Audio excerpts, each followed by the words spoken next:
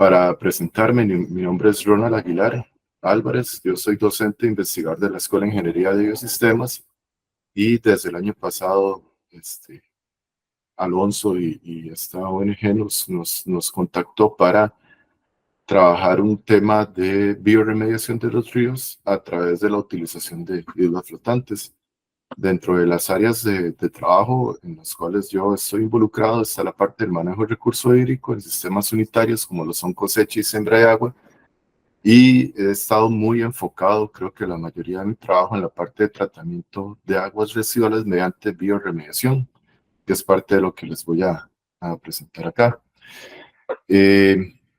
Bueno, agradezco a Alonso por la invitación que me realizó para dar esta charla educativa que se llama Bioremediación y Cuerpos de Agua, y que esta presentación está brindada gracias a un proyecto de investigación que estoy coordinando desde hace 2 años, que es básicamente la sistematización de los humedales artificiales instalados en Costa Rica.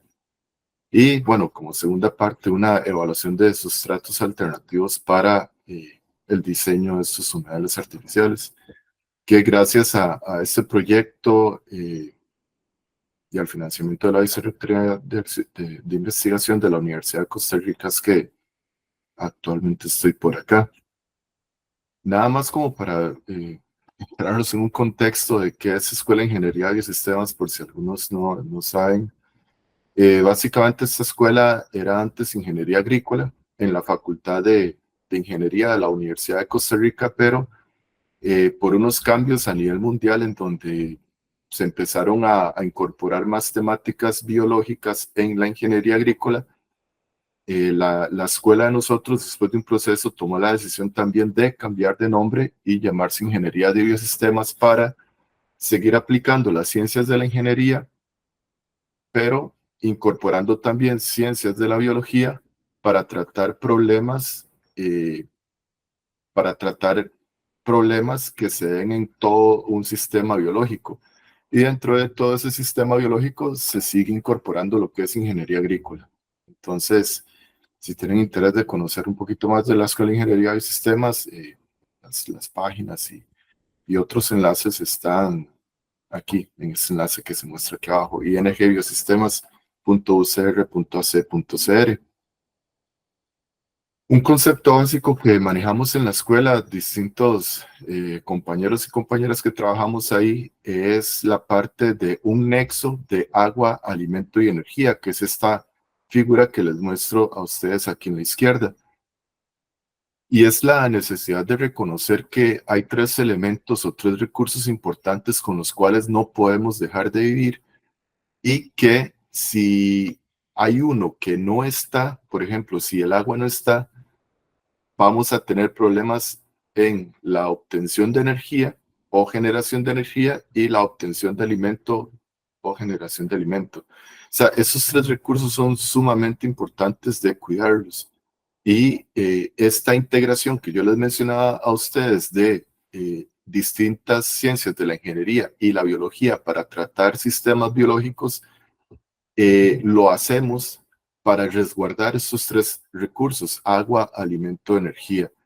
Y muchos de los proyectos que estamos generando ahora en la Escuela de Ingeniería de Biosistemas se basan también en un enfoque de economía circular, que básicamente se los explico con esta figura a la izquierda. Por muchos años nosotros hemos estado en una economía lineal, en donde hacemos, usamos, desechamos, y desechar genera una degradación ambiental. Y básicamente hacemos con recursos naturales. ¿Cuáles recursos? Agua, alimento y energía. ¿Qué es lo que pasa? Que estos 3 recursos se ven cada vez más limitados por el cambio climático, y se ven cada vez más limitados porque cada vez somos más personas, y bajo un sistema lineal estamos generando una gran degradación ambiental. ¿Qué es lo que ocupamos o qué es la conceptualización que tenemos en la escuela? Básicamente, establecer sistemas circulares en donde hacemos, usamos, y los residuos no se desechan directamente para generar degradación ambiental, sino que un gran porcentaje de los residuos los estamos revalorizando mediante tratamientos y generar un reuso. ¿Para qué? Para que nosotros podamos demandar menos agua, alimento y energía de los recursos naturales y más bien que estos residuos generen una disminución en esta demanda de estos componentes súper importantes para poder vivir. Dentro de ese concepto es importante saber que nosotros estamos eh, dentro de una cuenca, dentro de un espacio geográfico en el cual todos tenemos que convivir para poder obtener agua, alimento y energía. Y es evidente que todas estas actividades económicas que hemos desarrollado generan un impacto que principalmente lo vemos en la calidad del agua. Un aspecto importante acá que quiero denotar es que Costa Rica no sufre escasez hídrica, o sea, no, nosotros tenemos bastante agua.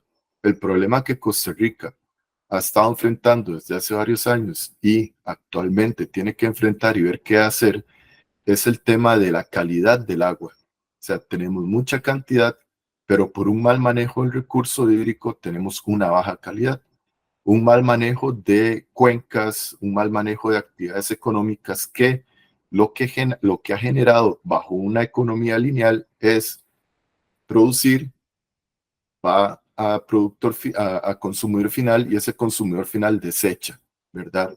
Y eso lo podemos ver muy claramente en los ríos, que es el tema que nos trae aquí ahorita.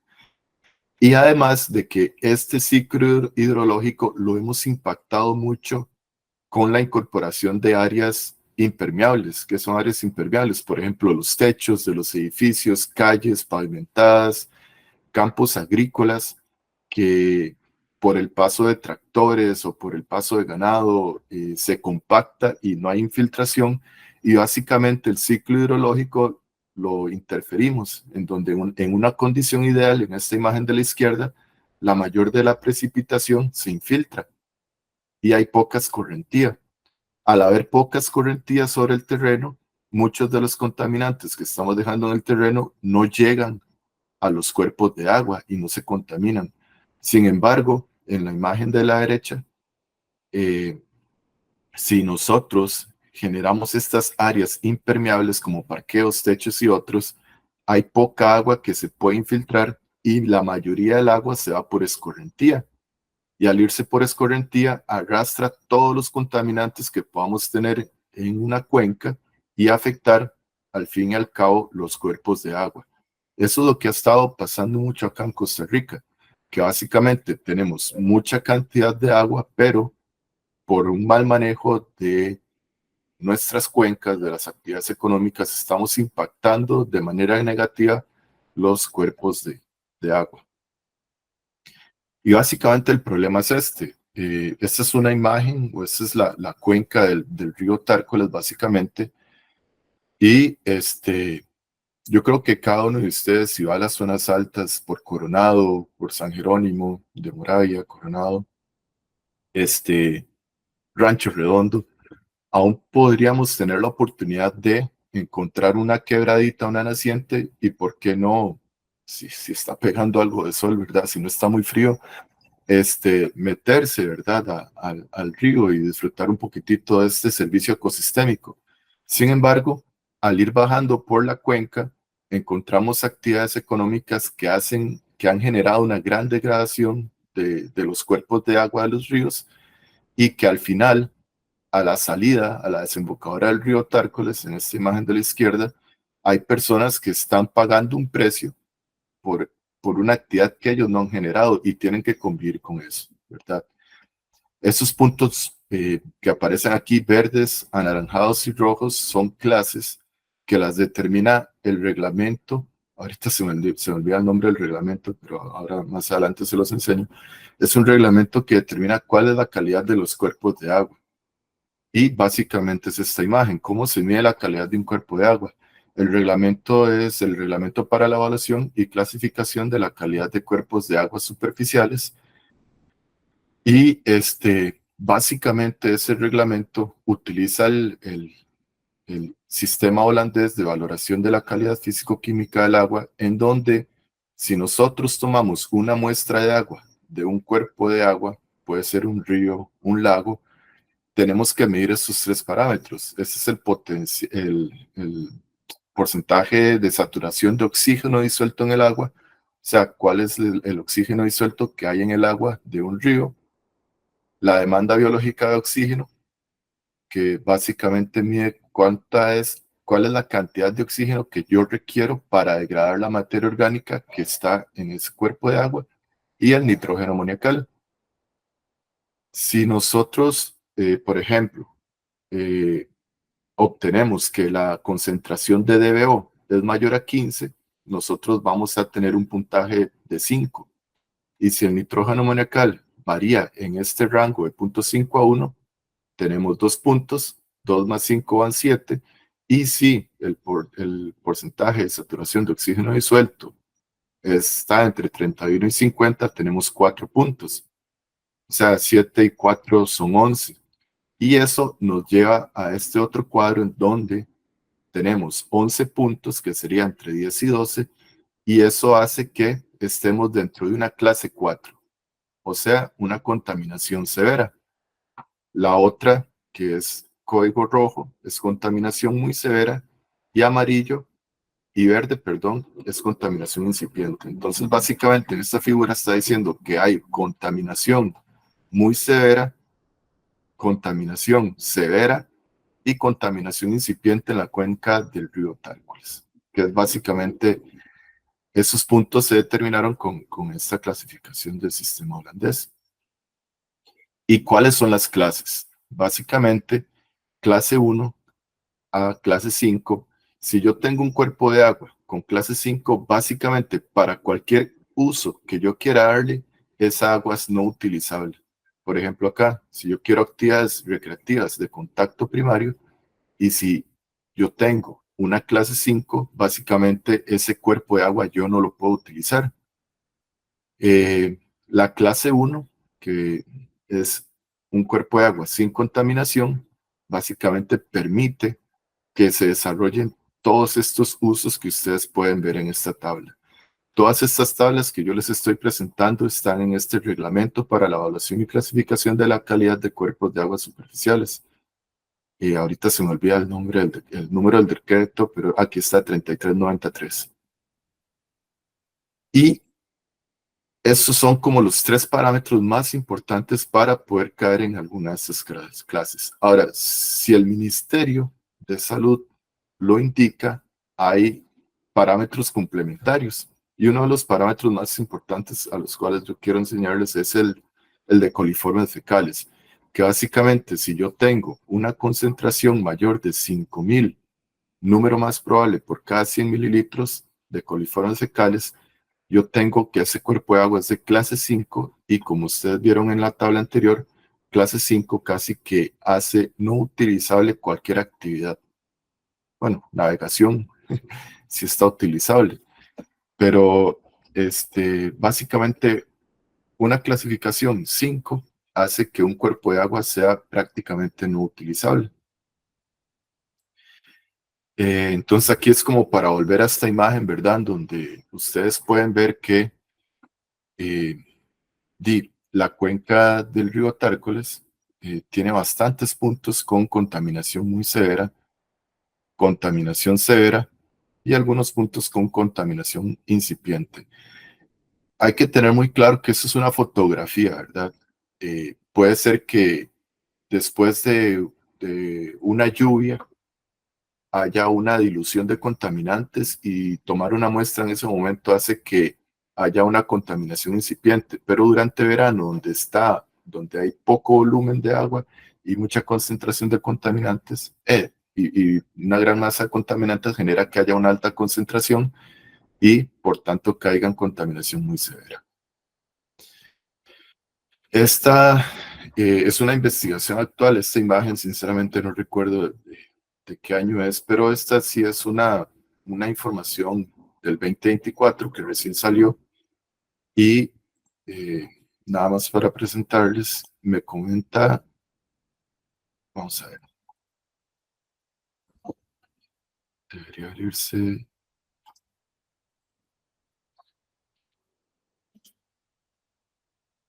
no, pero no quiere funcionar.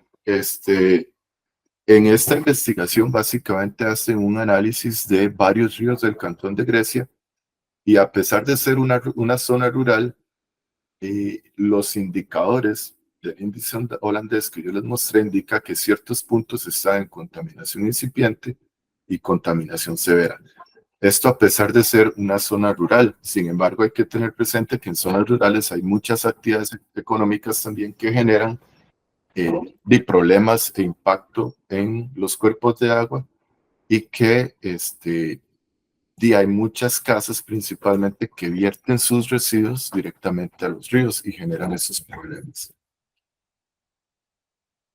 Ahora, estos datos son extremadamente importantes, los que les quería, por ejemplo, los datos de la cuenca del río Tárcoles y los datos que muestra esta investigación de acá que está generando el recinto de Tacares de la sede occidente de la UCR, son importantes porque sirven para que las organizaciones, los gobiernos locales puedan tomar decisiones de cómo actuar, ¿verdad? Ante problemas. Pero nosotros como ciudadanos tenemos fuerza para poder desarrollar acciones que ayuden a esto. Y parte de lo que yo trabajo, como les mencionaba, es la parte de cosecha de agua, siembra de agua, tratamiento de aguas residuales con humedales artificiales o como se conoce en Costa Rica, biojardineras. Y aquí agregué, ahora que estamos con esto de los ríos, particularmente en esta actividad que estoy haciendo con Río Urbano, el de proteger el entorno. Y ese es un mapa de Costa Rica de ríos. Es impresionante ver la cantidad de quebradas, ríos que hay en Costa Rica. Y y por ejemplo, este es un video que creo que no se va por compartir el audio. ¿Se escucha el audio? ¿Alguien? Sí, sí, sí, ¿no? No, no se escucha. No, ok, entonces yo creo que tengo que dejar de compartir y compartir en particular únicamente la pestaña. Vamos a ver. Stop presenting. Y cosecha.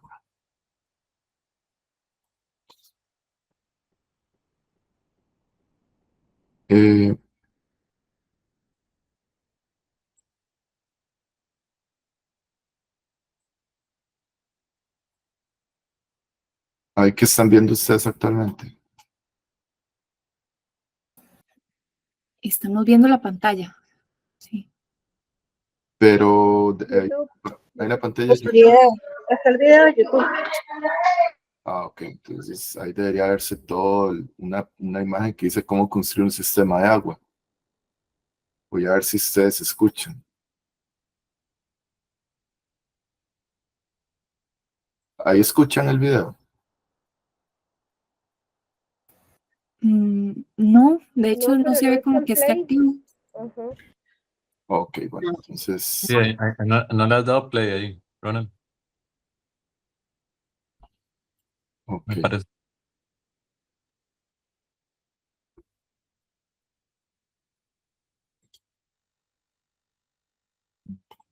Estamos viendo una pestaña que dice cosecha de agua, de caso. Sí.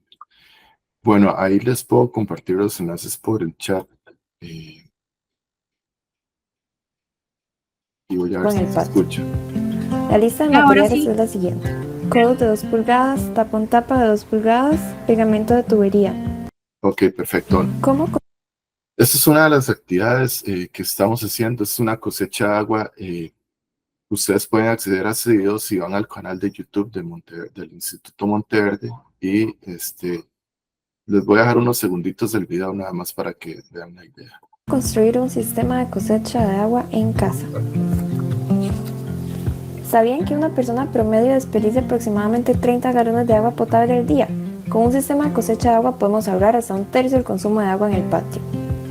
La lista de materiales es la siguiente: codos de 2 pulgadas, tapón-tapa de 2 pulgadas, pegamento de tubería, tubo PVC de 2 pulgadas, una llave de tubería de 7/8, tela. Bueno, el video ahí va explicando cómo se puede hacer este sistema. Y si ustedes ven, es algo muy simple que se puede realizar en cada uno de los hogares, en uno de los bajantes. Y yo creo en pequeños pasos que multiplican, ¿verdad? Por acciones que generan una protección. Esta es una medida para poder proteger, en cierto modo, el recurso hídrico. Recuerden que yo les hablé en una imagen de escorrentía. Esto, en cierto modo, reduce la escorrentía que se genera hacia un cuerpo de agua, por ejemplo. Lo otro que quería mostrarles, vamos a ver, pestaña Chrome, cancelar. Lo otro que quería mostrarles es el tema de siembra de agua, que también estamos trabajando. La siembra de agua es básicamente promover la infiltración. Lo que buscamos es que el agua de lluvia, lo que buscamos es que el agua de lluvia pueda infiltrar en el terreno y generar una reducción de escorrentía para aumentar lo que es la recarga acuífera. La recarga acuífera es sumamente importante porque, y me disculpan ahí por estar bailando de un lado para otro, un toque esto de Google Meet. La recarga acuífera es básicamente la cantidad de agua que nosotros podemos estar almacenando en el subsuelo. Ahí estoy con la presentación, ¿verdad? Correcto. Ok, Sí. ahí disculpen. Básicamente, ese es el bajante de una casa y es promover un área, hacemos una zanja y ponemos un sustrato para que el agua de lluvia infiltre en el terreno. Y eso genera que no haya agua de escorrentía, sino que más bien se mantenga o se genere una infiltración. Nada más para volverme a esta imagen, para poder tener una recarga acuífera. ¿Qué permite esto? Que durante verano esta agua es el caudal base que va a alimentar los ríos. Y obviamente las personas que tengan pozos van a poder tener agua, comparado a una situación en donde si no se permite una recarga acuífera, no hay agua disponible durante verano, no hay caudal base para los ríos y los caudales de pozo son también bajos. Y el otro tema que trabajo, que ahora les voy a presentar más adelante, es la parte de humedales artificiales, que es esta otra acción. Y finalmente, lo que buscamos es esto. Hay una demanda de agua potable de nosotros en todos los hogares, ¿verdad? Sin embargo, la precipitación cae sobre los techos, hay mucha agua de escorrentía, hay poca recarga en el subsuelo y tras de eso estamos generando aguas residuales. Y todo termina en un cuerpo de agua, en un río. Lo que buscamos con la integración de estas tecnologías de cosecha de agua, siembra de agua y tratamiento de las aguas residuales es que la cosecha de agua podamos utilizar agua de lluvia en actividades del hogar que no requieran de agua potable, por ejemplo, inodoros o lavar, qué sé yo, el piso, cosas así, y que el excedente de la cosecha de agua la podamos infiltrar para aumentar una recarga acuífera. Y después que las aguas residuales también las podamos tratar para generar un reuso. Y con eso entonces reducimos la demanda de agua potable. Y ahora, lo que no se logre tratar va a terminar en los ríos, que yo creo que ese es el gran problema que tiene Costa Rica actualmente. Y entonces entramos en el tema de proteger el entorno. Ya creo que aquí con la ONG se les ha hablado mucho de lo que son las bardas, ¿verdad? Que es para la retención de material sólido que va en los ríos. Y lo que me trae aquí en particular son el tema de las islas flotantes. Para introducir la parte de islas flotantes hay que entender una cosa.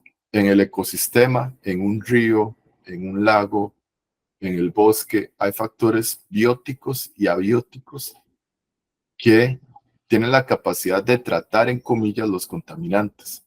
¿Por qué tratar entre comillas? Porque básicamente quienes tratan o quienes utilizan esto que nosotros llamamos contaminantes, que son el fósforo, el nitrógeno, el carbono, entre otros, quienes están recirculando esos nutrientes en altas concentraciones contaminantes en los ecosistemas son los microorganismos.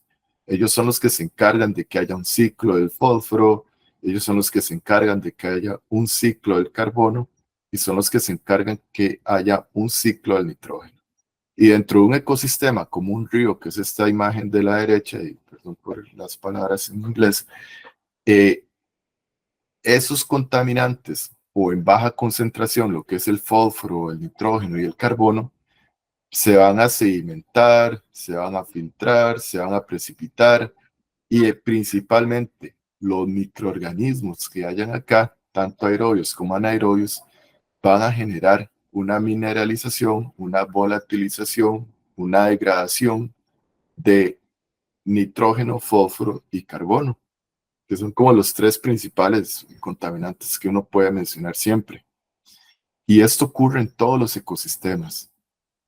Ellos tienen esa capacidad, la naturaleza tiene una capacidad propia de restaurarse ella misma. El problema es cuando se sobrecarga el sistema. Y para hacer una analogía, por ejemplo, yo voy a donde el profesional, la persona profesional en nutrición, y me dice, mira Ronald, con el deporte que usted hace, usted requiere comer o que requiere consumir tantas kilocalorías. Entonces, en ese sentido, yo consumo esas kilocalorías y mi sistema, mi ecosistema se va a mantener bien para una salud de mi persona. Pero si yo sobrecargo mi sistema, si como más carbohidratos, si como más proteínas, si como más en exceso, me estoy sobrecargando y ya voy a entrar en problemas de sobrepeso u obesidad, ¿verdad? Los ecosistemas son exactamente lo mismo. Ellos tienen una capacidad de estar recibiendo nutrientes como nitrógeno, como fósforo, como carbono en su sistema y tienen una capacidad de recuperación. El problema es cuando sobrecargamos el sistema, como en esta imagen de acá, perdón, en donde muchas actividades económicas están generando exceso de nutrientes que van a los cuerpos de agua y generan problemas como el de eutrofización. Y básicamente esta eutrofización funciona así. Vamos a ver si tengo otra imagen. No. Esta eutrofización funciona así. En el agua hay microalgas. Son estas cositas verdes. Esas son microalgas. Eso es normal que haya microalgas. Ellas son fotosintetizadoras. O sea, consumen dióxido de carbono y liberan oxígeno, ¿verdad? Y en el agua también hay organismos aerobios y anaerobios que consumen materia orgánica. Aerobios, el proceso de respiración, consumen oxígeno, liberan dióxido de carbono, y anaerobios, procesos de metanogénesis. ¿Qué es lo que pasa? El elemento limitante para el crecimiento de las microalgas principalmente es el fósforo. Y si nosotros estamos vertiendo mucho fósforo y muchos nutrientes a los cuerpos de agua, las microalgas van a crecer. Es como que nosotros le digamos, miran, crezcan, porque les estoy dando todo el alimento. ¿Y qué requieren para eso? Dióxido de carbono y la luz del sol, fotosíntesis. Y ellas van a empezar a crecer y crecer y crecer. Y no van a tener limitante y van a generar una alfombra sobre el agua. ¿Qué es lo que genera esto? Que estas microalgas en algún momento van a morir y al morir se convierten en materia orgánica disponible ¿para quién? Para los organismos, los microorganismos aerobios. Y ellos van a decir, mira, hay materia orgánica para crecer, para multiplicarnos. Y empiezan a comer, a comer, a comer, a comer, a comer. Y ellos respiran. ¿Y de dónde toman el oxígeno? Del agua. Entonces, el oxígeno disuelto en el agua se va a empezar a reducir, a reducir, a reducir, a reducir, hasta que ya no haya más oxígeno disuelto en el agua. ¿Y qué es lo que pasa? Que las microalgas pueden seguir creciendo porque ellas no ocupan oxígeno, ocupan dióxido de carbono y ocupan los nutrientes que siguen llegando al cuerpo de agua. Y entonces el exceso de materia orgánica y una concentración de cero de oxígeno disuelto hace que la materia orgánica se empiece a consumir con procesos anaerobios. Y ahí ya empiezan otra serie de problemas. Entonces eso es uno de los principales problemas en cuerpos de agua, procesos de eutrofización que generan imágenes como la que les estoy mostrando acá. Ahora, ¿qué es lo que podemos hacer? Nosotros podemos implementar técnicas de bioingeniería en donde la bioremediación fomenta la interacción de esos factores bióticos y abióticos en los ecosistemas para poder acelerar los procesos naturales de tratamiento. O sea, aquí yo tengo procesos de ciclo del nitrógeno, ciclo del fósforo, ciclo del carbono, que me mantiene una condición adecuada de oxígeno disuelto en el agua a una velocidad muy lenta. ¿Qué es lo que pasa? Que con la bioremediación yo puedo acelerar esos procesos. Ese es un video que no van a escuchar el audio, pero lo que me interesa demostrarles por acá es básicamente, vamos a ver, por acá. Básicamente,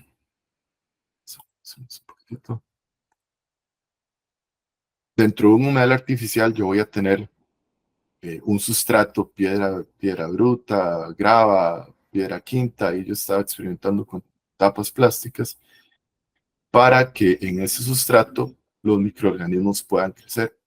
Ellos son los principales en el tratamiento. Este sustrato en un humedal artificial me genera una barrera física de procesos físicos de descontaminación del agua. Pero los principales agentes acá son los microorganismos. Ellos son los que dentro del ciclo de nitrógeno, fósforo y carbono generan una descontaminación del agua y obviamente las plantas. ¿Qué es lo que pasa? Que estos tres elementos bióticos y abióticos, entran en interacción con el agua y fomentamos con bioremediación acelerar un proceso.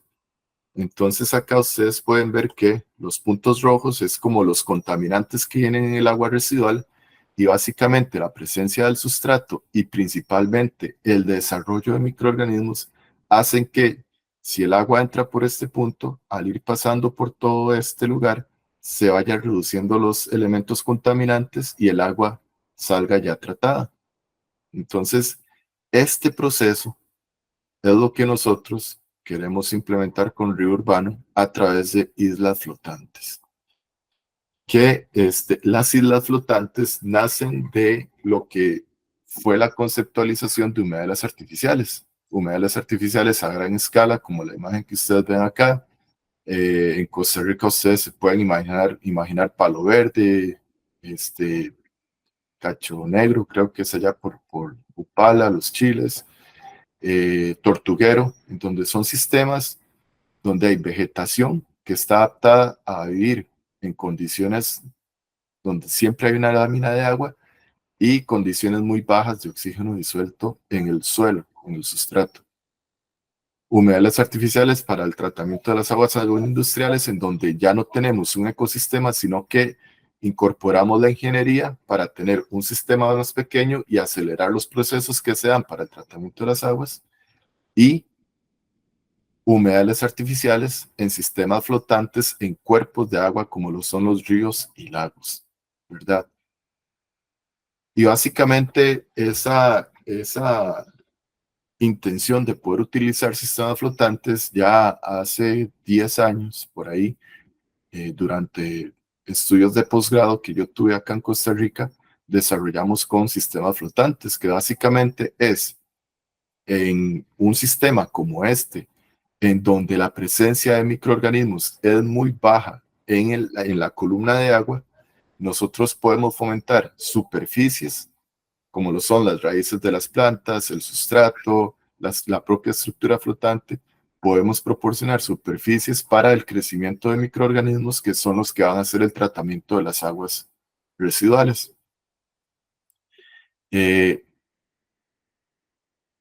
Y básicamente la explicación es esta. Nosotros tenemos el agua del río que va a pasar a través de las islas flotantes en donde hay plantas, pueden ser terrestres incluso, y las plantas van a desarrollar sus raíces en donde van a crecer microorganismos, que es este biofilm, y en la estructura de la isla flotante también van a crecer microorganismos que son los principales en el tratamiento de las aguas.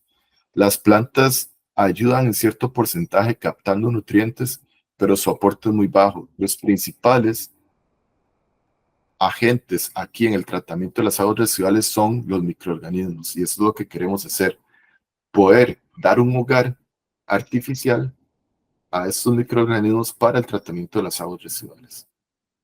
Y básicamente esta es una imagen que tomé de esta investigación, en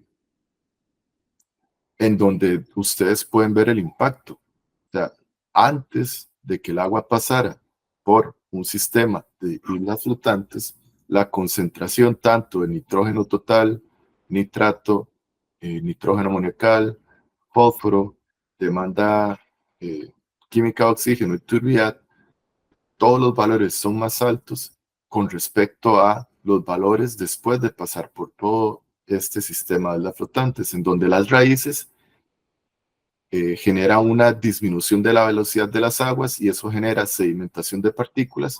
Las raíces funcionan como sistemas filtrantes también de partículas que vengan en suspensión en el agua, y las raíces proporcionan espacio para el desarrollo de microorganismos que son los encargados principales de la descontaminación del agua.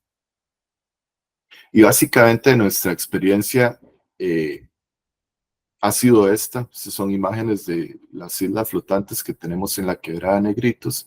Estamos en un proceso de experimentación y voy a pasar un documento Word que tengo preparado por acá.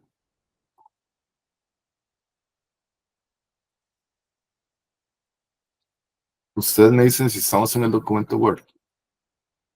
Correcto. Ok, perfecto. Aquí básicamente hemos estado trabajando en la Escuela de Ingeniería de Sistemas con estudiantes que, bueno, esas fueron las que estuvieron participando en este día en particular: Jocelyn, Marta, Mel Bartaya, pero también hay otras tres compañeras, Montserrat, Valeria y Sofía, que han estado trabajando a honoren aquí con nosotros en la Universidad de Costa Rica y Río Urbano. Y aquí faltaron otros integrantes que no tengo el nombre de las personas que estuvimos el 31 de mayo desarrollando islas flotantes, que básicamente lo que buscamos primero fue contenedores en donde podamos tener a las plantas con un sustrato para que la planta pueda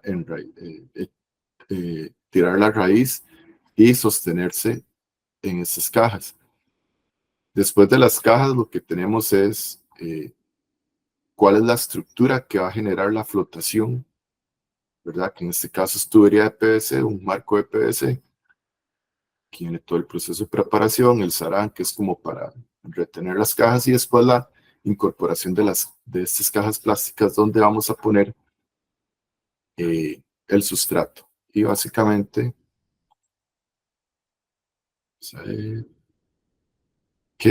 bueno, eso sería la actividad. Los demás compañeros y compañeras que estuvieron en ese proceso de construcción de estas islas flotantes. La utilización de las plantas, en este caso papiro enano y vetiver.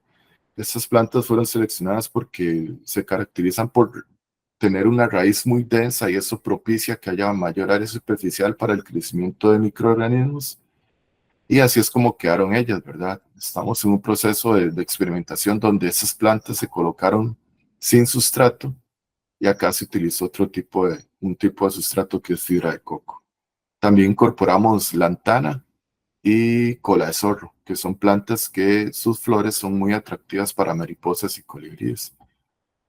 Acá están como quedaron las islas, y aquí ya la aplicación. Ustedes pueden ver que tiene un efecto de remoción de sólidos. Esto verde es formación de microalgas, y aquí yo ya podría decir que esto ya es un proceso de eutrofización inicial, ¿verdad? Que les estaba explicando en algún momento.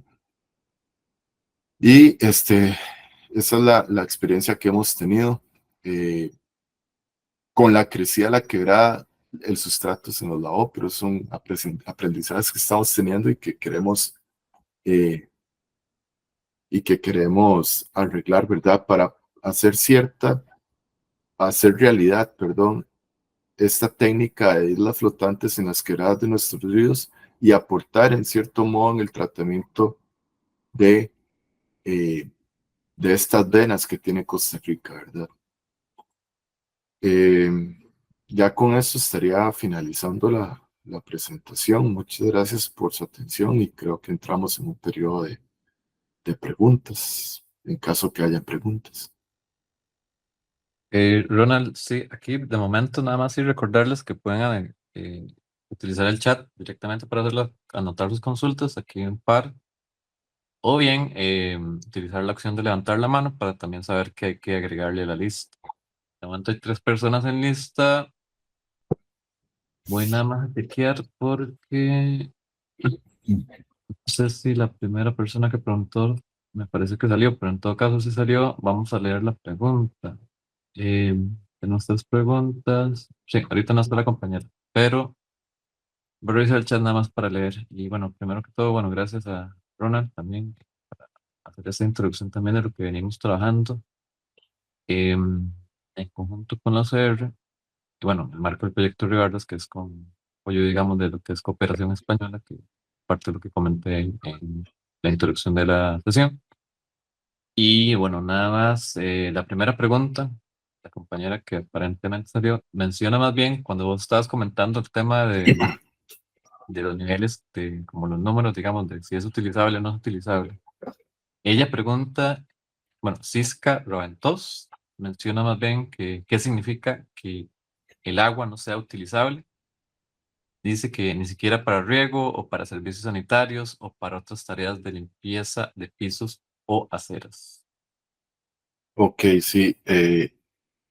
Este reglamento que les menciono yo, básicamente tiene este cuadro 2 que es clasificación de los cuerpos de agua según el uso potencial y tratamiento que requiera. Entonces, me imagino que esa actividad que ella indicó es alguna de las que está acá, ¿verdad?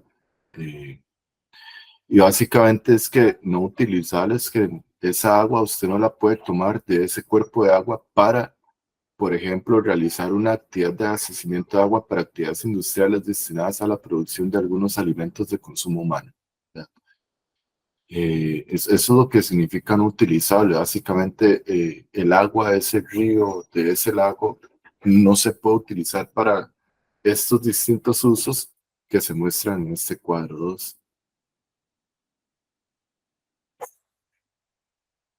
Por ejemplo, nada más para ponerlos en perspectiva, con un estudiante hicimos un estudio de la calidad del agua en el agua artificial de la sabana, ¿verdad?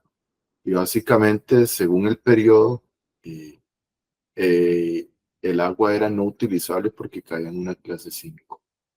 Ese trabajo se realizó con Carlos, ahorita se me olvida el nombre, fue estudiante de la UNED, de la Escuela de Ciencias Naturales, que realizó una tesis en el lago de la Sabana.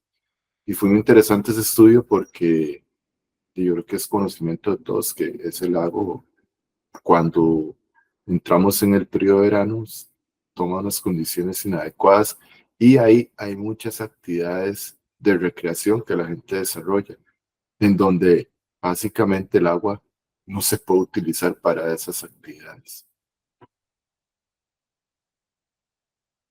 Gracias, Ronald.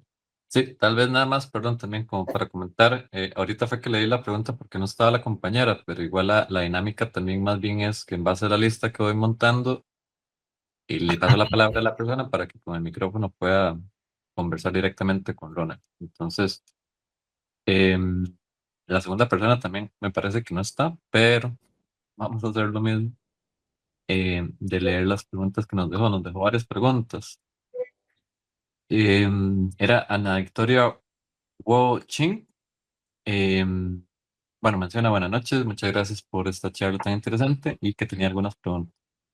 Dijo que va a salir un momentito, pero trataré de volver. Pues, Menciona, si un grupo de ciudadanos vecinos del Parque La Sabana quisiera implementar algunas de estas técnicas de bioremediación, ¿qué nos aconseja para bioremediar estos humedales estacionales que ahora solo se llenan cuando hay aguaceros torrenciales? Esa es una pregunta. ¿Qué aconseja para bioremediar esos humedales estacionales? Esa es la primera. La segunda menciona, ¿podríamos pensar en cosecha de agua para el parque? Dice, considerando que habría que pedir permisos para cualquier cambio. Entonces, ahí, pues, Sí, bueno, si querés, más bien, este, entramos con esas dos y luego había otras dos. Entonces, sí, de hecho, bueno, eso que pregunta ella va muy ligado a este trabajo que hizo el estudiante. Yo fui el director de tesis de Carlos y eh, esa pregunta la respondimos a través de ese trabajo final de grabación. Esos lagos, nada más para ponerlos en contexto, antes cuando todo eran cafetales, recibían agua de la quebrada Negritos, de hecho.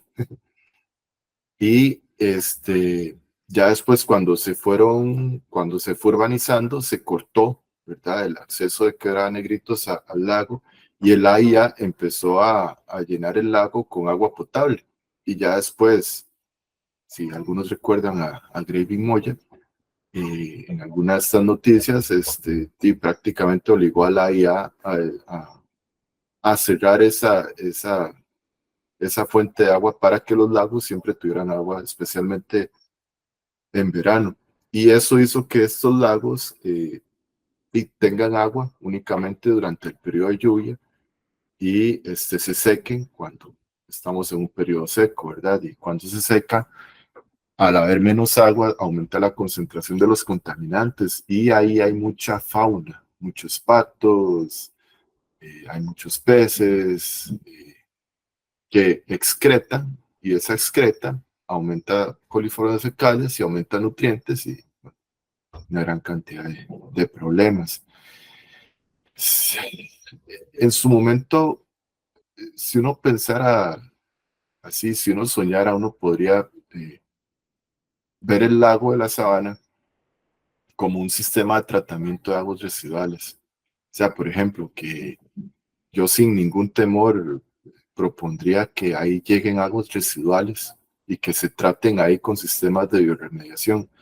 Esto lo puedo decir con mucha seguridad porque yo vi esos sistemas funcionar en Estados Unidos, que fue donde yo estudié toda esta temática. Yo caminé por parques como la Sabana, en donde los lagos y sistemas de humedales artificiales eran el sistema de tratamiento y se veía todo muy bello, ¿verdad? Con mucha fauna y todo.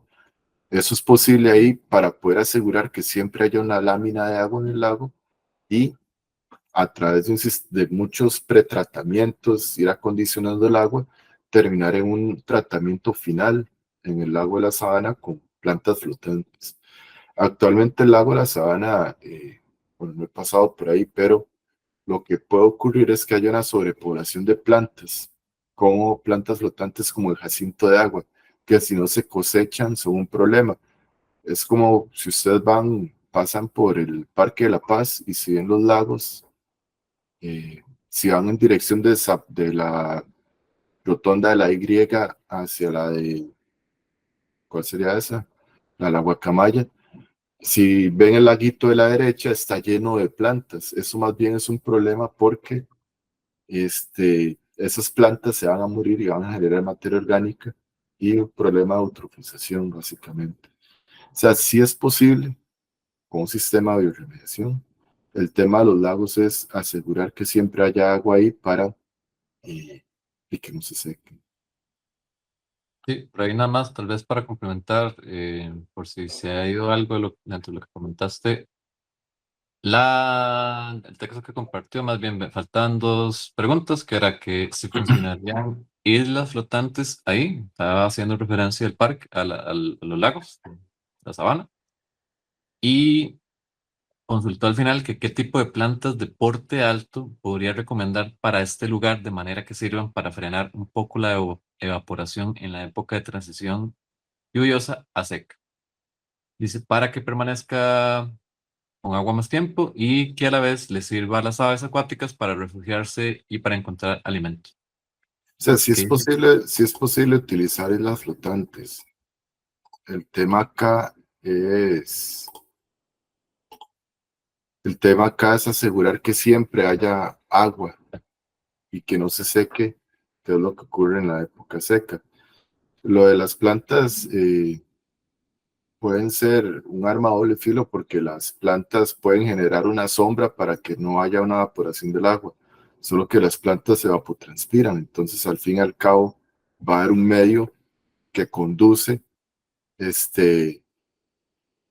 hacia la evaporación del agua y hacia la eliminación de esta lámina de agua dentro del agua. Entonces ahí el tema que estaba viendo con Carlos en aquel momento era, pensábamos en cuando vaciaban el agua de la piscina, ¿verdad? Que hay en la sabana, o pensar en aguas grises que se generan en el lago, en la sabana y conducirlas al lago, ¿verdad?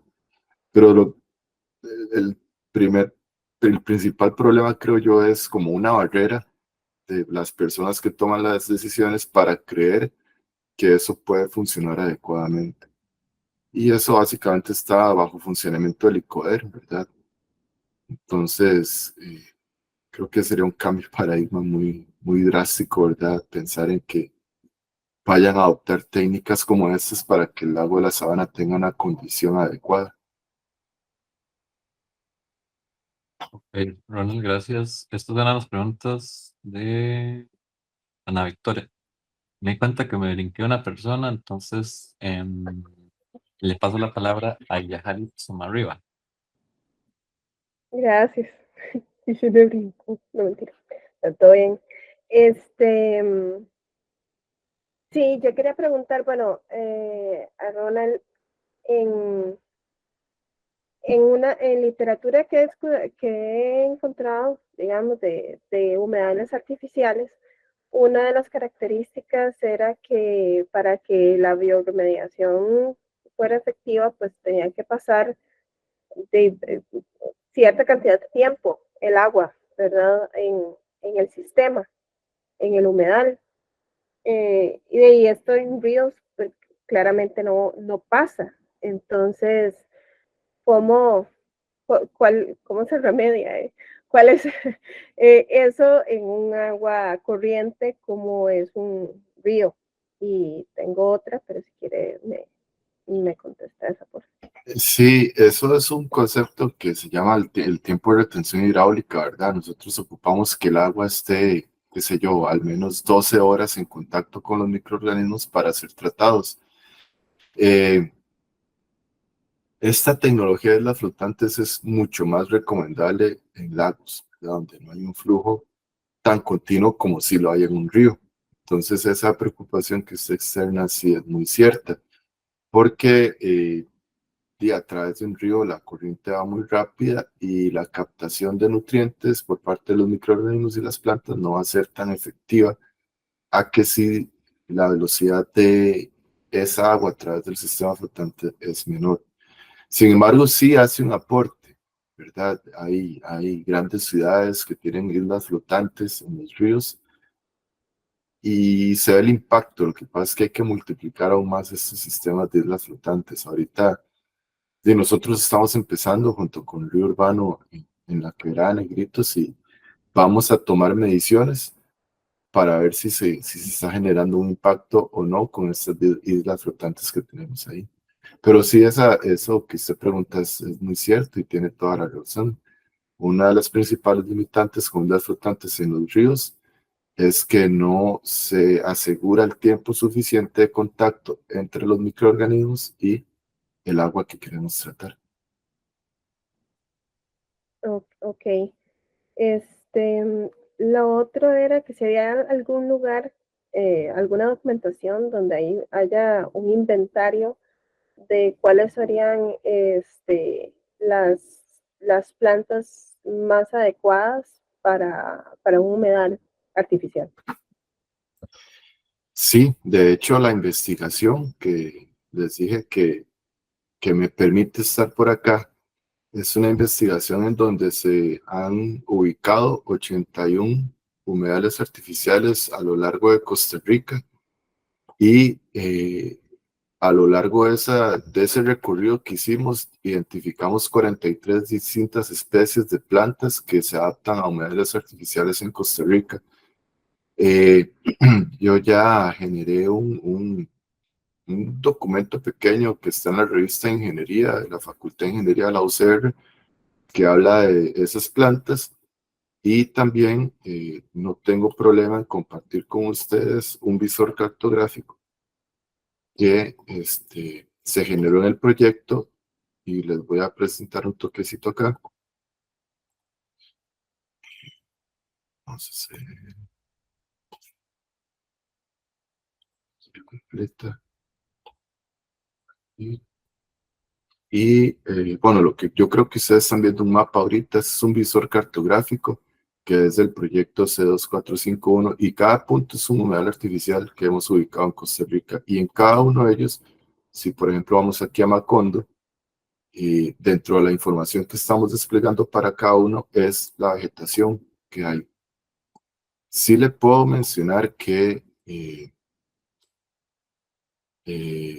el ginger rojo, bueno, hay como varias plantas, 5 plantas principales que son las más comunes, y perdón ahí por andar navegando en las carpetas, pero es para llegar a este documento, y que en algún momento vamos a estar compartiendo, ya publicando este documento que les voy a presentar un poco, que es básicamente una guía de plantas ornamentales para humedales artificiales, en donde ponemos en un orden de mayor frecuencia a menor frecuencia cuáles son las plantas que han sido más exitosas.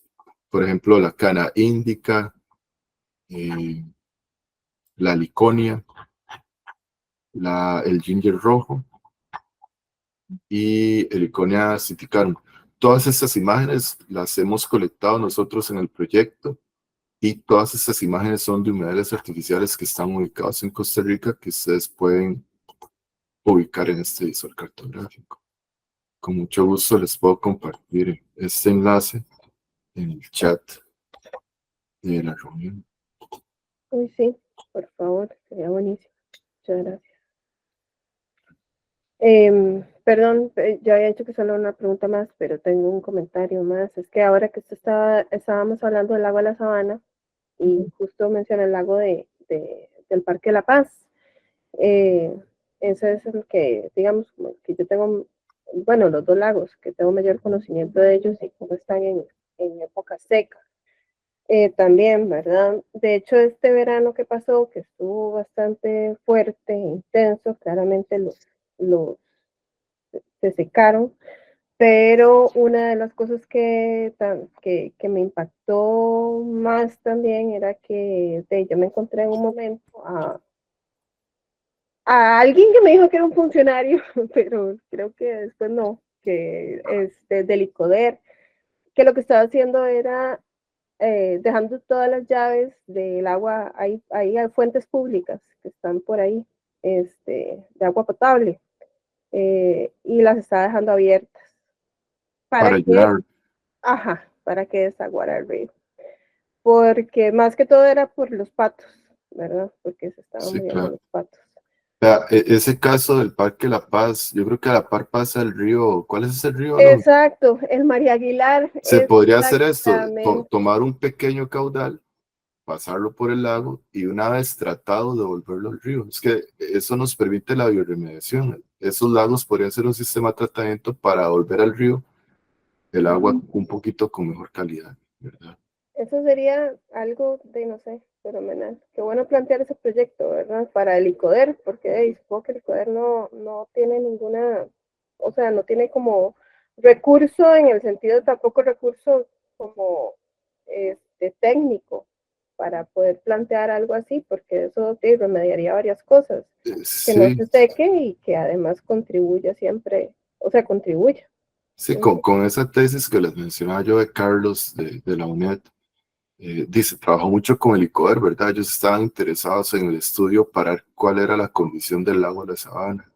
Eso fue fue antes de pandemia, como en el 2019, algo así, ¿verdad? Que él ya presentó ese estudio.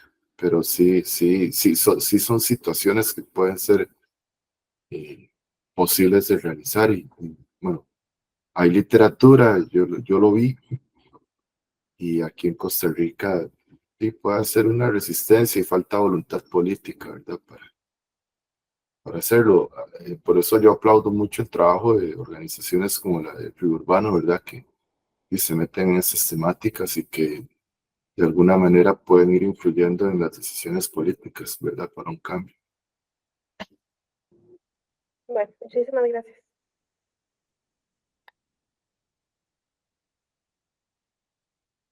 Gracias, Yahari. Y le paso la palabra a Sofía Solís. ¿Estás por acá?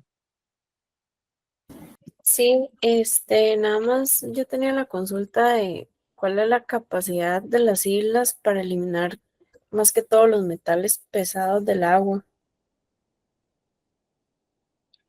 Eso depende de los microorganismos que estén presentes ahí, ¿verdad? Depende del tipo contaminante de metal que se quiera tratar.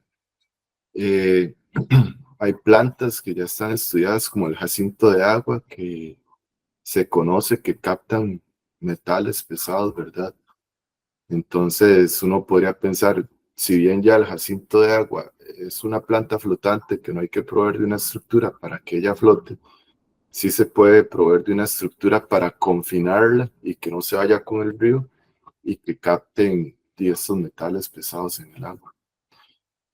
Algo que hizo Carlos en la sabana, me acuerdo que fue muy bien porque el agua de la sabana recibe aguas de escorrentía de Ruta 27 y hay mucho de todos los residuos de las llantas y de los carros, aceites y todo, y había mucha presencia de metales. Me acuerdo en ciertas evaluaciones que hicimos de calidad de agua, y parte de las plantas que se recomendaron fue el jacinto de agua porque ya se ha visto que estas pueden tratar. Ahí el problema es en el balance de masa, es qué hacer con el jacinto de agua cuando lo cosechemos, dónde disponer estos metales, o esa biomasa con esos metales. Hola, tal vez una sugerencia. Había escuchado que se hacía papel de esos, no sé si en el Sí, campo. sí, o sea, con esa biomasa, y es muy rico porque en el tema de economía circular estamos hablando que estamos haciendo crecer una biomasa con un residuo y generando un tratamiento. El tema es sí ver cómo procesar esta biomasa. En algún momento pensamos en digestión anaerobia, pero la lignocelulosa es como un proceso que impide un proceso de digestión anaerobia inmediato, y hay que hacer un proceso térmico para romper esa primera parte del proceso de metanogénesis. El jacinto de agua se ha utilizado mucho para alimento de ganado, pero el problema es que si lleva metales pesados, mejor no hacerlo. O sea, sí pueden haber muchas técnicas, pero el tema es de empezar a probarlas a nivel de Costa Rica. Ya en otros lados sí se ha probado.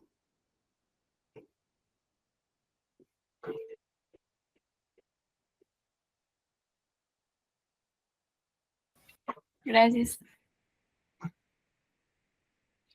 Gracias, Sofía. Le paso la palabra a Erika López. Sí, buenas noches. Sí, yo tenía una duda que me surgió al imaginarme la isla en el río. Era pues, cómo hacer que no se moviera. Yo lo que me imaginé fue que con las raíces de las plantas se logra sujetar, ¿no? Y pues dije, bueno, igual y con una estructura, pues, toda la tierra se puede hacer que no se mueva, ¿no? Es lo que yo me imaginaba. Y la otra pregunta es si conviene de alguna forma hacer las islas más en grupos pequeños, o si se podría llegar a ser una isla muy grande. Y, ¿Y eso afecta de alguna forma o es mejor que estén separadas? Bueno, porque pensando a lo mejor en un río que es muy grande, ¿no? Esa sería mi duda. Sí, las islas se tienen que anclar. En este caso nosotros las anclamos, y ese es trabajo que ha hecho Alonso con el grupo de Río Urbano y Guardarríos, en este caso de la OCR, que las islas se han anclado con cuerdas hacia elementos que hayan en la orilla del río, en este caso árboles o alguna estructura, ¿verdad? Yo he visto otros sistemas que lo que hacen es que siembran pilotes sí, pilotes en el fondo del río y a través de anillos se une la balsa a este pilote y si el agua en el río aumenta o baja, la balsa también puede aumentar o bajar en altura. Entonces eso es lo que se ha hecho. En cuanto a las dimensiones de las islas flotantes, hay de todo tamaño. Esto depende de qué tan ancho sea el río, ¿verdad? En este caso, por ser la quebrada de Negritos, las hicimos casi que de 1 metro por 1 metro. Por ahí anda aproximadamente. Y las dispusimos como se puede ver en la imagen que les estoy mostrando, básicamente por un tema de espacio que da la misma quebrada. Entonces, si ustedes ponen islas flotantes y ven casos en otros lados, ¿verdad? Alrededor del mundo van a ver la gran cantidad de escenarios donde se han aplicado estos sistemas y que han sido exitosos. Y hay infinidad de series. Yo creo que con la raíz de la planta, como usted sugiere, no sería suficiente para poder anclar la isla flotante. Ok, perfecto. Me queda más claro. Gracias.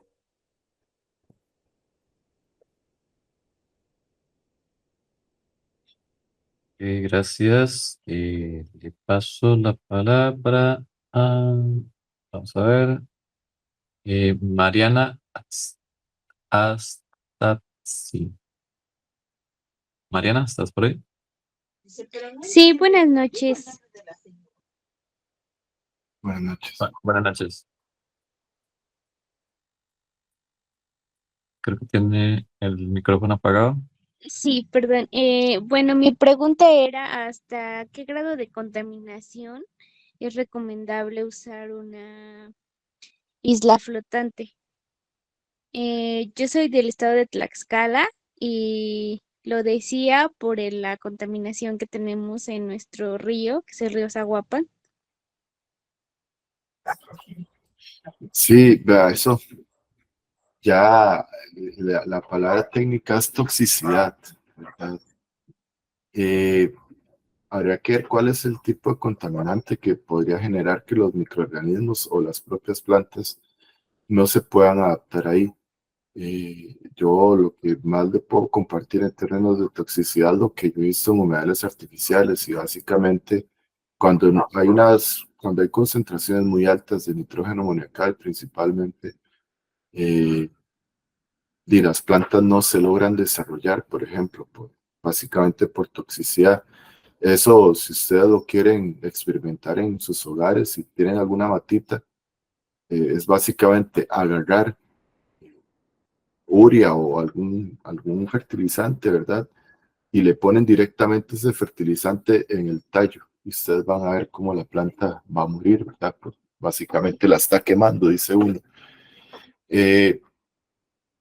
No podría en este momento indicarle a partir de qué concentración ya un sistema, una planta, microorganismo no se puede desarrollar, porque esto no lo he estudiado mucho. Sí le puedo decir que a partir de 1.000 miligramos de nitrógeno amoniacal por litro ya es una condición, bueno, eso es muy alto, pero ya es una condición que sí genera un ambiente tóxico para el desarrollo de las plantas y posiblemente también de microorganismos. Eso en humedales artificiales. Ok, correcto. Muchas gracias.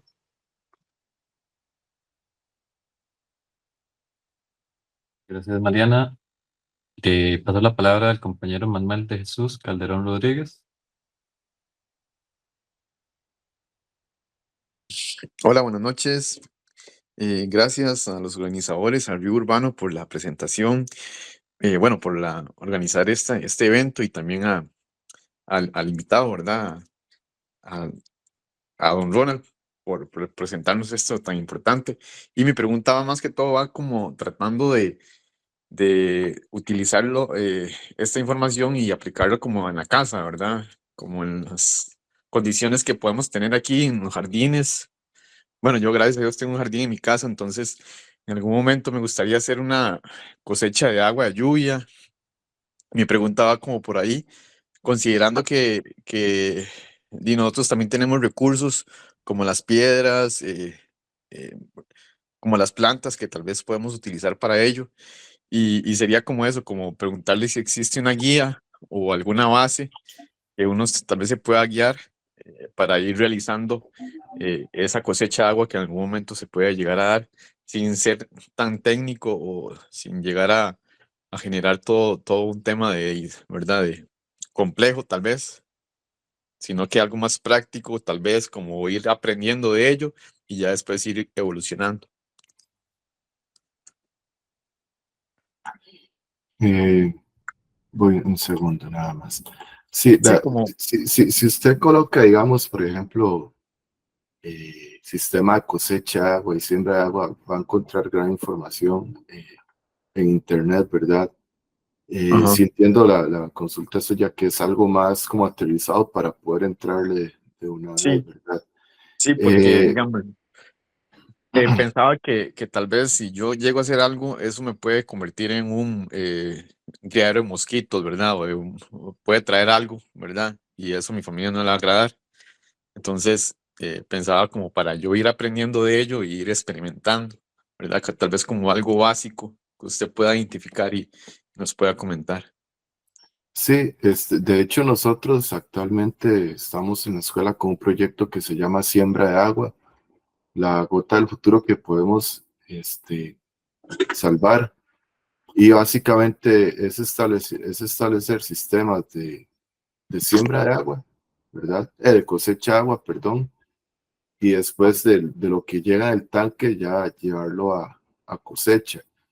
Este es vamos a ver, un diagrama que se está trabajando, de hecho, eh, de lo que se puede hacer. Y bueno, nosotros en este proyecto estamos generando una guía. Entonces, básicamente, esto de poner un tanque es muy fácil, es cortar el tubo y poner el tanque, captar el agua del techo y de aquí dirigirlo hacia actividades en el lugar. Ahora estaba buscando fotografías que cuando las ocupo no aparecen y ahorita que corte ya aparecen, pero ya nosotros hemos implementado esto en la escuela Los Amigos en Monteverde, eh, la escuela creativa en Monteverde, hay otro nombre, se me olvida, y de hecho mañana vamos con un grupo de estudiantes. Vamos para Sardinal en Punta Arenas para empezar con la implementación de esto y la conexión del agua de cosecha de lluvia al inodoro, porque nosotros no ocupamos agua potable para descargar nuestras excretas, ¿verdad?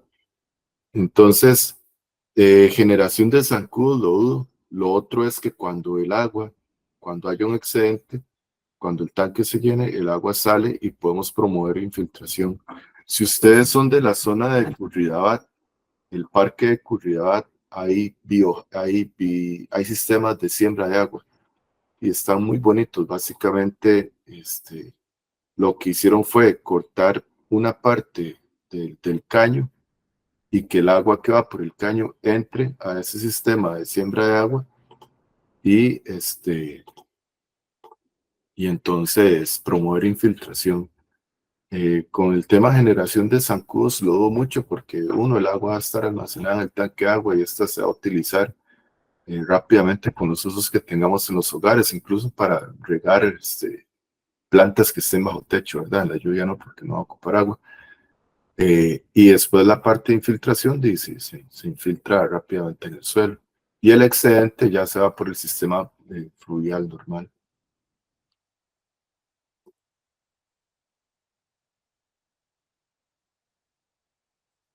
Muchas gracias, pura vida.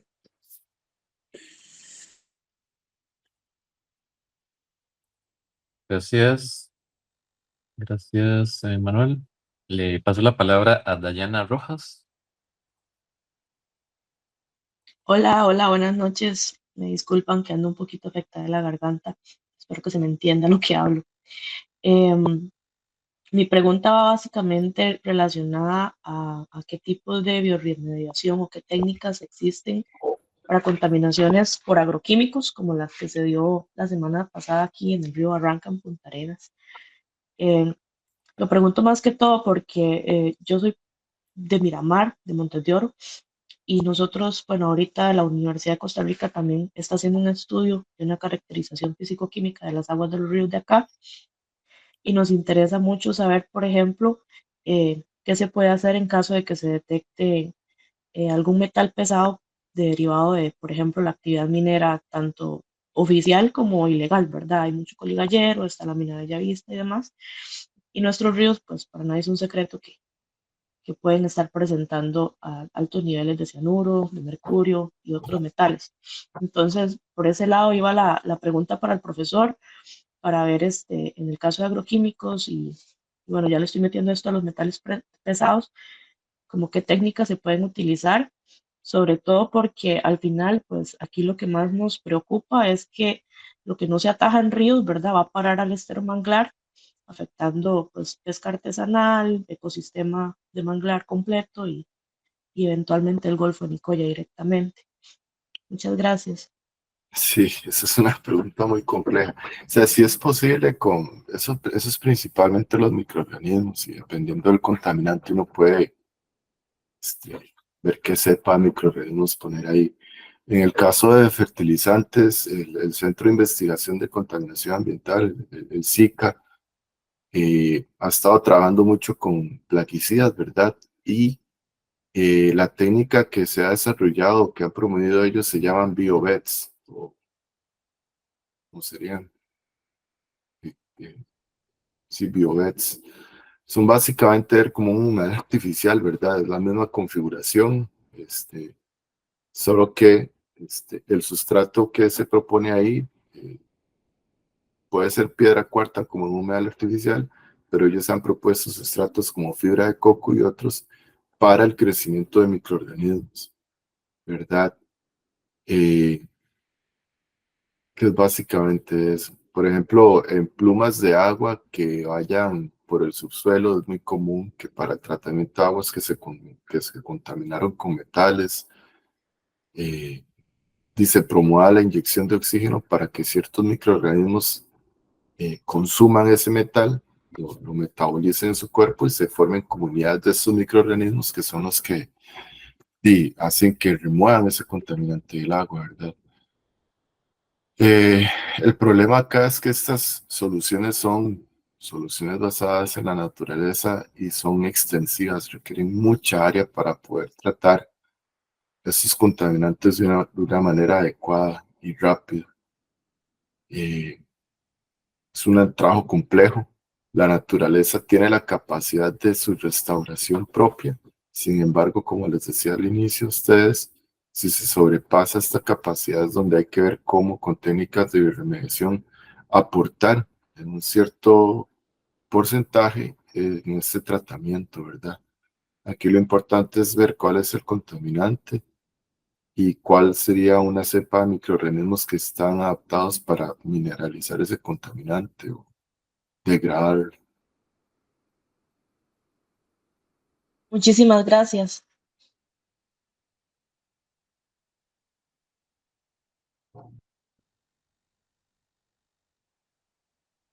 Ok, no sé si. Ok, tenemos a CM, luego Iyehali estaba levantando la mano. Entonces, primero le paso la palabra a CM, que tenía una pregunta. Hola, buenas noches, gracias por la presentación. Yo tenía una pregunta y es ¿cuántas islas estaban utilizando en este experimento en la quebrada? Porque yo vi como 4, ¿verdad? Y en la foto, pues, y quería saber si solo con estas 4 islas ya estaban teniendo como un efecto en la calidad del agua de la quebrada.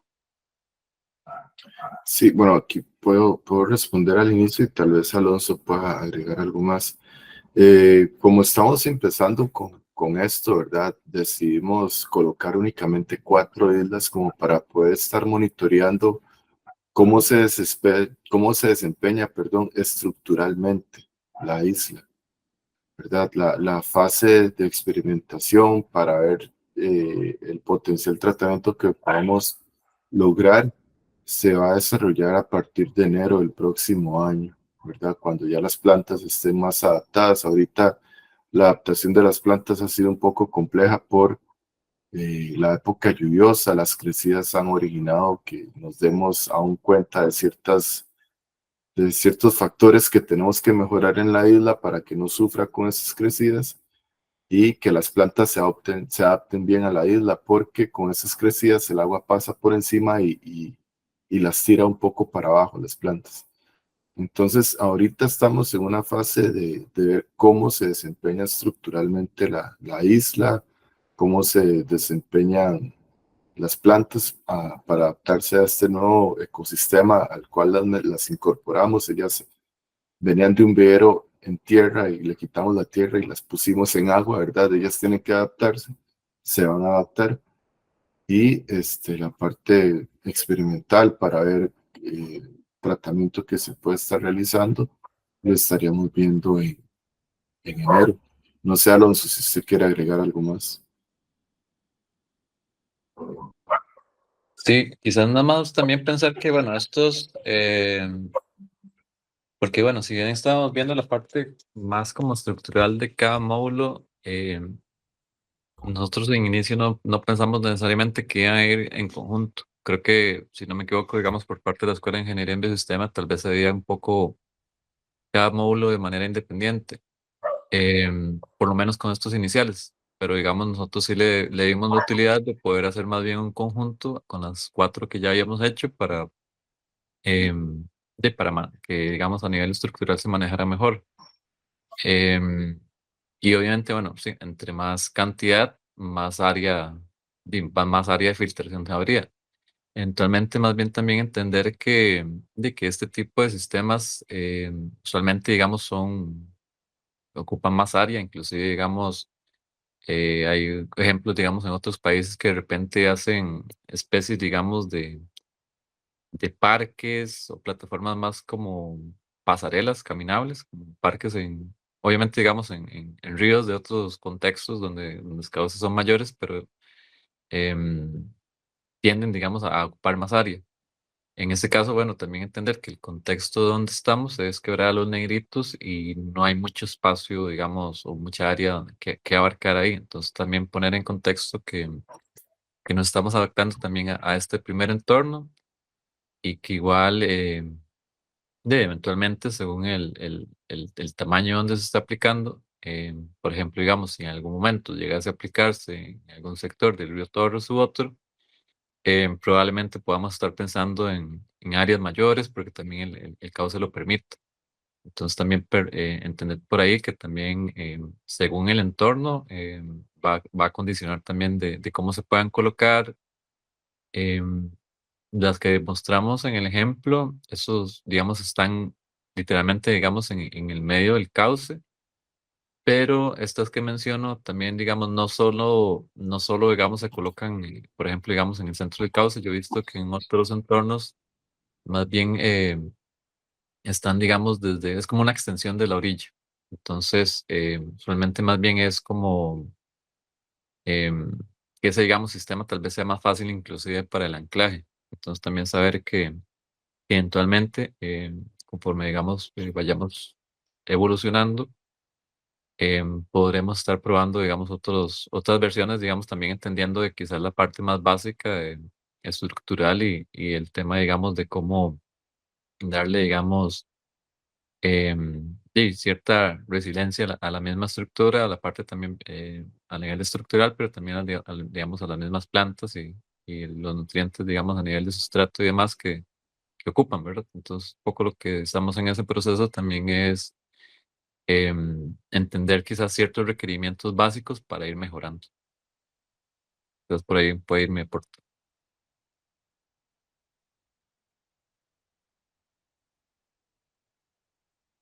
Ok, Gracias. ok. Gracias, M. Y tenemos a Ayahali, luego a Fabiana y luego a Freddy Centeno. Entonces, primero Ayahali. Sí, es que ahora que se mencionaba las soluciones basadas en la naturaleza, yo tenía como sinónimos bioremediación y SDN.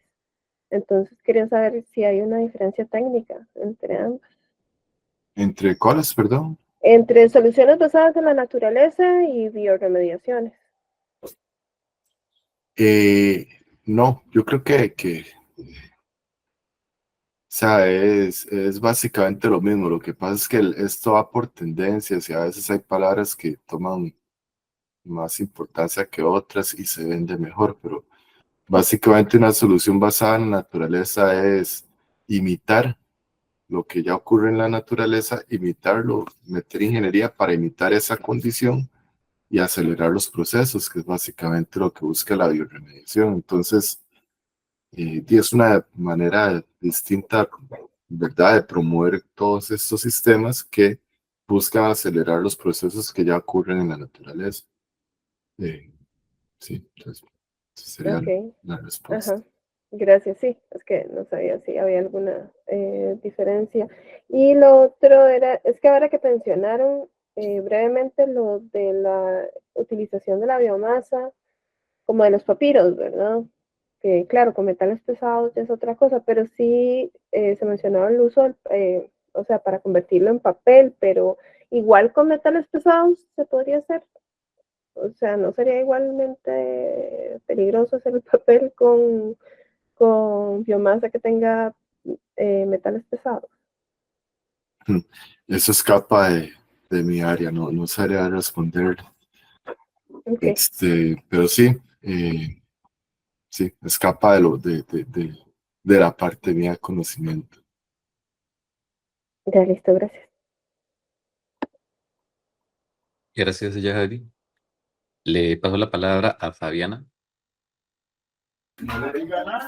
Sí, buenas noches. Mi pregunta iba un poco guiada en si hay como en un río, digamos, puntos claves para colocar estas islas. Yo lo pienso, digamos, de la siguiente manera. Esta clasificación que usted nos pasó hace un rato, holandés, si yo le hiciera en un río con el nivel de contaminantes y guiado un toque con la pregunta que hizo Mariana, digamos, como en una contaminación nivel 5, ya estas islas no serían como tan eficientes. Entonces sí hay como puntos claves para colocarlas pensando como en esa parte contaminante. Sí, bueno, es una muy buena pregunta. Yo, digamos, a veces uno en la experimentación, ¿verdad? Está la parte técnica que le da la certeza a uno que un diseño va a funcionar. Y está la otra, a ver cómo la naturaleza se adapta. En esto de la toxicidad de las plantas, o sí, de los niveles de contaminantes que puedan afectar a un bajo desarrollo de los microorganismos y a un bajo desarrollo de las plantas, habría que probarlo y poner el sistema ahí, ¿verdad? A ver qué ocurre. Yo ya lo he hecho en humedales artificiales y a veces me sorprende cómo la naturaleza se adapta y se desarrolla, ¿verdad? Una vez lo hicimos en un lago muy contaminado y pusimos jacinto de agua y la respuesta fue muy positiva, ¿verdad? Y la planta se adaptó en un lugar donde creímos que jamás se iba a lograr adaptar y empezó a generar un cambio.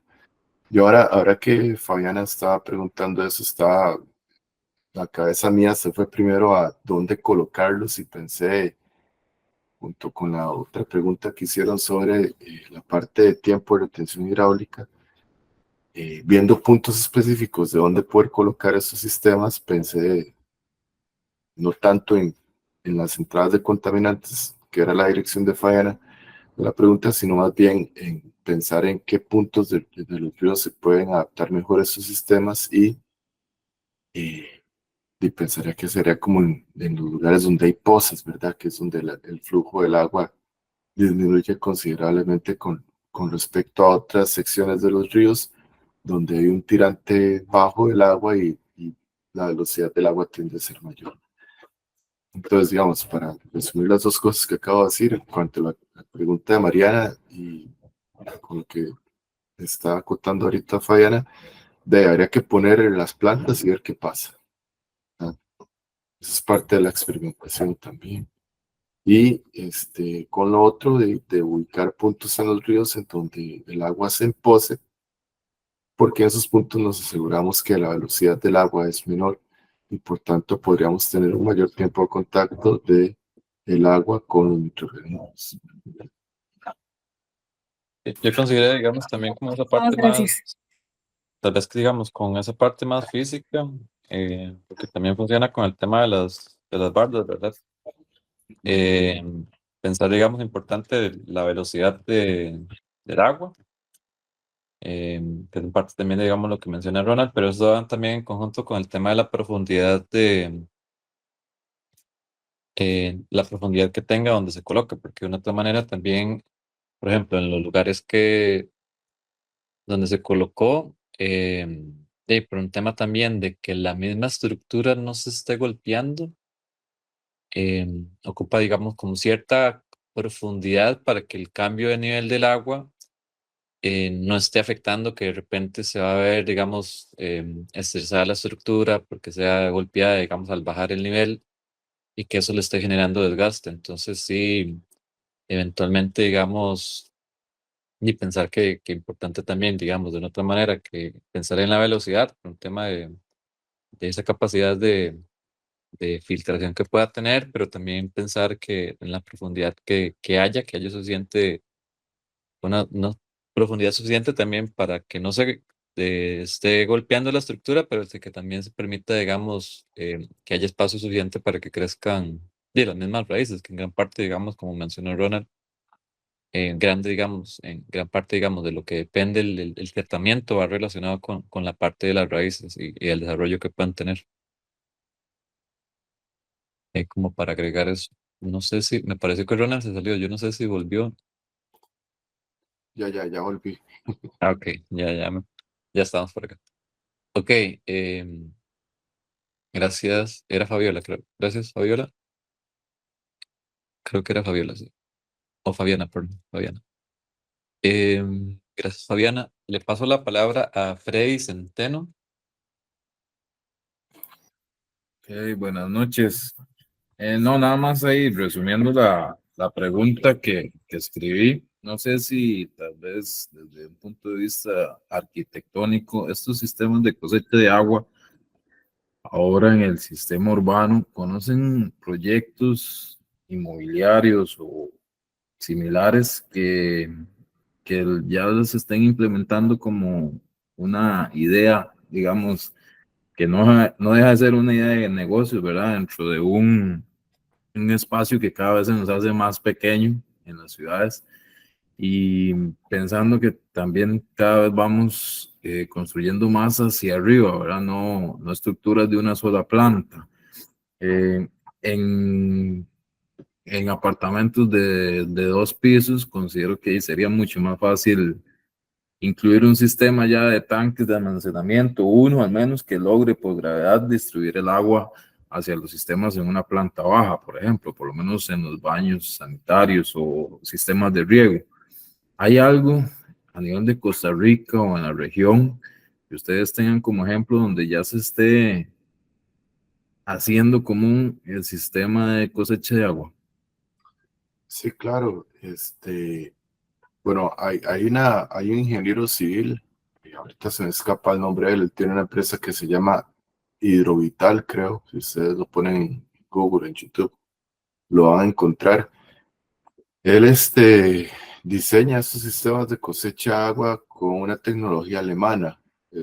La tecnología alemana es para la parte de filtración del agua de lluvia, para hacer el agua accesible para usos incluso hasta para tomarla, para consumo humano, ¿verdad? Si pensamos únicamente en un uso como los inodoros riego, entre otras actividades, no hay que llegar a un nivel de tratamiento del agua tan extremo como pensarlo para consumo humano. Ahora, está esta persona, ¿verdad? Hidrovital.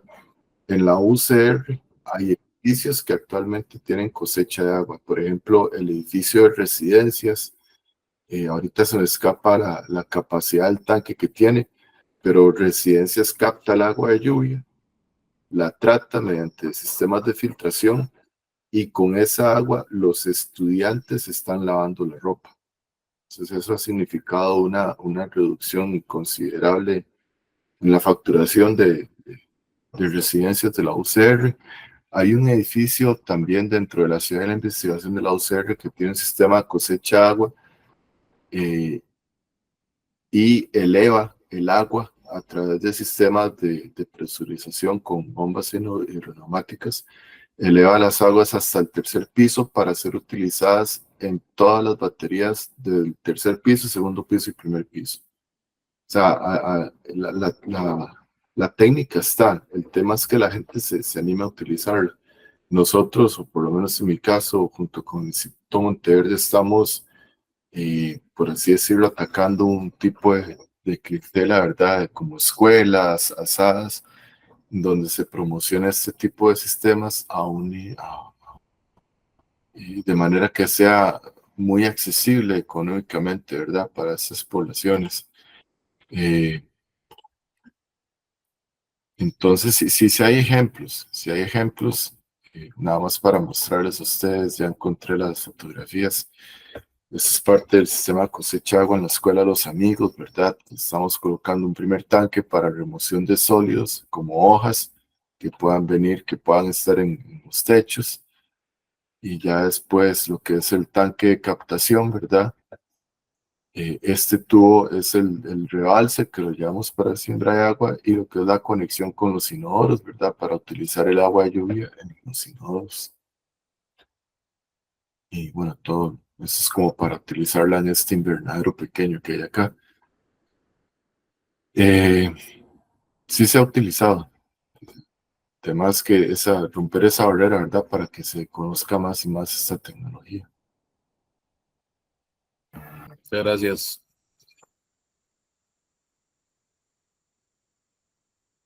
Gracias, Freddy. Y de nuevo el compañero Manuel de Jesús. Adelante. Gracias. Bueno, ahí que mencionó el tema de las especies en algún momento. Bueno, yo escuché que utilizó el cerrado zorro y otras. No sé si ahorita, bueno, no sé si tienen una lista de las especies bueno, que tienen a prueba. Y por ejemplo, que hay varias especies que se pueden tratar muy bien en sitios como de piedras y que ocupan constantemente agua para crecer. Entonces, hay una que le llaman cucaracha, la conmelina también es conmelina difusa. Se cría mucho en piedras, entonces, y si no tienen como una lista, bueno, hay como también información con respecto a especies. Yo tengo un libro que se llama Hierbas y arbustos comunes en cafetales y otros cultivos, que hace una buena descripción de las especies, por ejemplo, en relación al hábitat en cuál se encuentra la especie vegetal, ¿verdad? Entonces, quería preguntarles eso porque eso puede ahorrar mucho tiempo, ¿verdad? En el tema de experimentar especies. Sí, claro, aquí, bueno, esta es la versión en borrador, pero por ejemplo, ya para lo que son humedales artificiales, sí tenemos un conocimiento de cuáles son las especies que se han utilizado en Costa Rica, ¿verdad? Para la parte de humedales artificiales. Y en este documento que se llama Inventario de plantas ornamentales utilizadas en biojardineras de Costa Rica, donde soy como autor mi persona, Alison Briceño y Jorge Rodríguez, ya pusimos, ¿verdad?, la lista de esas 42 distintas especies de plantas que hemos ubicado en los humedales artificiales y que sabemos que se van a desarrollar muy bien en esos ambientes, tanto a 0 metros sobre el nivel del mar como hasta altitudes de 2.200 metros sobre el nivel del mar que hemos encontrado de la gran mayoría de estas especies en humedales artificiales. Ujú. Sí, es que Ese aporte que usted nos da, esa guía, puede ser muy valiosa para ver otras características en las plantas. ujú. Sí, porque pensaba que poner un arbusto es como complejo también por el tema del tamaño. em, entonces, no sé, pero ahí, bueno, por lo menos hice como el aporte, ¿verdad? Y sí, súper, súper importante esa iniciativa.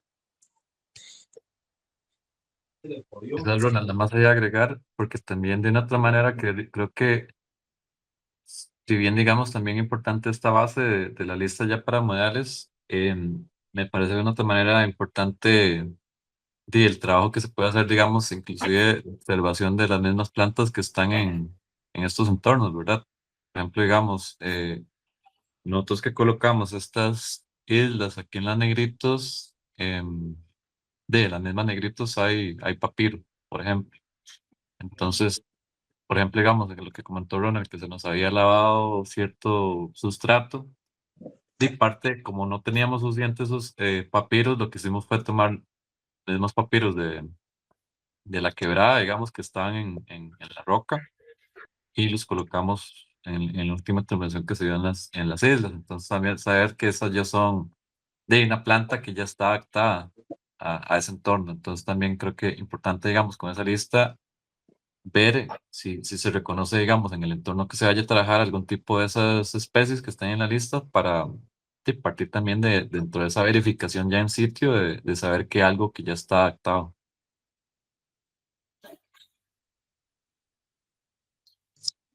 Eso como aporte.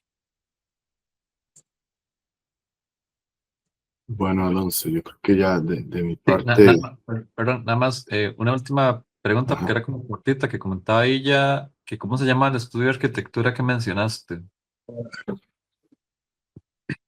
¿cómo se llama el estudio de arquitectura? El estudio hidrovital, ¿será la empresa ¿Ella? que mencioné? Sí, sí. Hidrovital, sí. Ese mismo, gracias, César. Ok, sí, Ronan, entonces, no sé si Manuel todavía está levantando la mano o eso es de la vez pasada. No, disculpe, es de la vez pasada. Ok, ok, ok, no.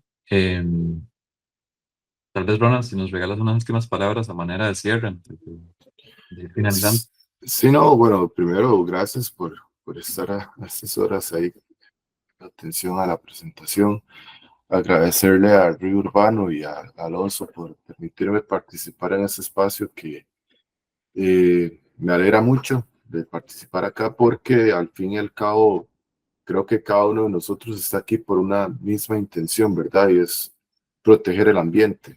Yo creo que eso a cada uno de nosotros que estamos acá nos mueve, ¿verdad? De eso y felicitar a Alonso por esta iniciativa y por todo el trabajo que realiza en Río Urbano.